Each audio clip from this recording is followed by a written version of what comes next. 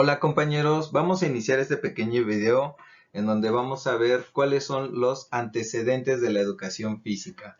Toda esta información la sacamos del libro del profesor Ricardo Chávez López que se llama Historia de la Educación Física. Vamos a comenzar haciendo un pequeño reencuentro con una línea de tiempo.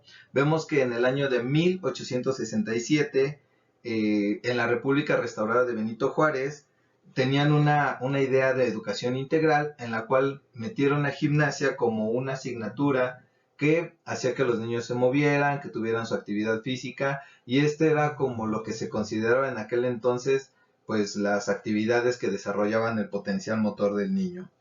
Después vamos a ver que en el año de 1873 el profesor Enrique Lauscher crea el primer jardín de niños.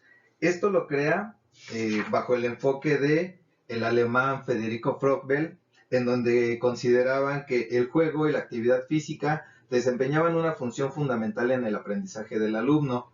Entonces, este personaje crea un jardín de niños o de párvulos, como se le conocía en aquel entonces, y tenía una idea fundamental del juego.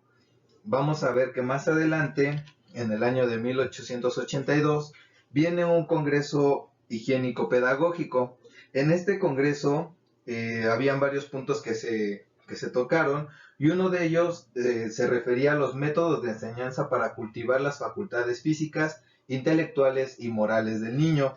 Esto era una cuestión de seguir con la formación integral y siempre se fue encaminando hacia el aspecto motor.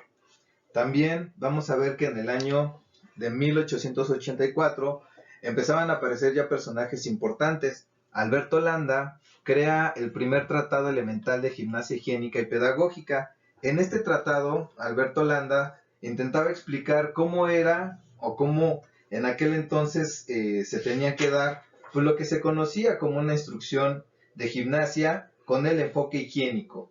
En aquel entonces eso era lo que de alguna forma era lo que fue guiando hacia lo que hoy conocemos como educación física.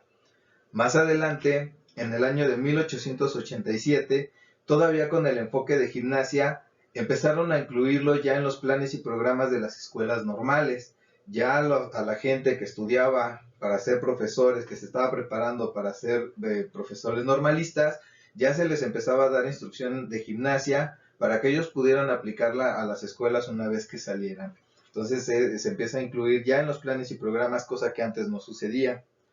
Ya para el año de 1889-1890 se realiza el primer Congreso Nacional de Instrucción Pública. En ese congreso se tomaron varios puntos en cuenta, en donde ya la escuela normal de Jalapa ya integraba, ya formalizó un poquito mejor las clases de gimnasia, ya habían planes y programas específicos para esto. Y un poquito más adelante vemos que en 1907 aparece otro personaje que definitivamente fue el que impulsó un poquito más hacia la educación física.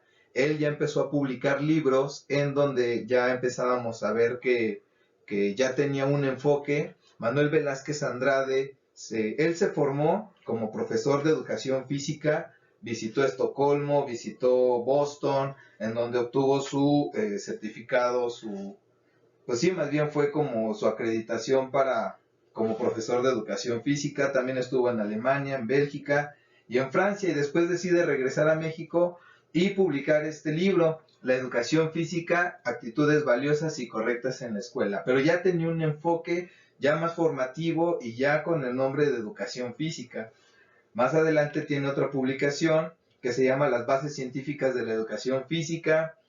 Ya empieza él a considerar unas bases científicas que había que considerar las fases sensibles de los niños, ya tenía que empezar a ver un poquito más de formalidad en esto. Más adelante en otra publicación del mismo Manuel Velázquez Andrade en 1910, ya él realiza los primeros libros de texto para educación primaria elemental. El libro de primero, segundo, tercero, cuarto grados que eran usados en aquel entonces como guías. Más adelante, todavía con un enfoque un poquito de Educación Física en el año de 1913 en el gobierno de Victoriano Huerta.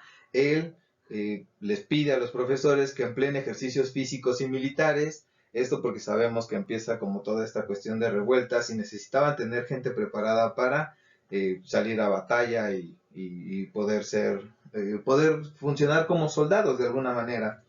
Finalmente, después de un lapso muy largo, en el año de 1936, todavía Manuel Velázquez Andrade, junto con el coronel Tirso Hernández, fundan el Departamento Autónomo de Educación Física, en donde ya definitivamente se crea una estructura, ya tiene que ver un poquito esto con el enfoque que ya conocemos actualmente. Ya es aquí donde se consolida la educación física y de aquí viene el parteaguas de la educación física.